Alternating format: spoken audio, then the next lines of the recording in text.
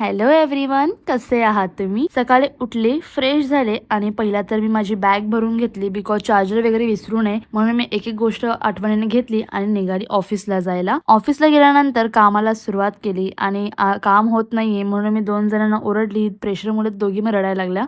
So त्यांना शांत करून गोड वगैरे बोलून त्यांना मी शांत केलं आणि मी निघाली इव्हनिंगच्या टी ब्रेकसाठी. इव्हनिंगला टी ब्रेकमध्ये 1 कप पिला चहा आणि मी निघाली परत ऑफिसमध्ये. माझी बहीण पण याच ऑफिसमध्ये काम करते, सो ती तर लवकरच निघते माझ्या आधी. सूर्य मावळाच्या आधी तिचं निघणं असतंच. मग त्यानंतर एक आहे जो की लपवत मी व्हिडिओ शूट करू नये म्हणून नंतर लॉग आउट मारला आणि गेली घरी.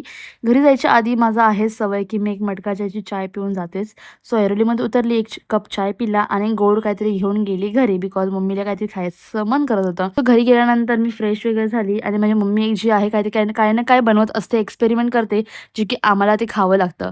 मग नंतर जेवण वाढलं तिने आणि मी जेवायला बसलेच. मग मला समजत नव्हतं या कढीमध्ये हे पकोडे आहेत की त्या पकोडेमध्ये ही कढी आहे. गपचूप तिला काय न बोलता मी ते गपचूप खाल्लं आणि असा होता दिवस. आजसाठी बाय. भेटूया उद्या.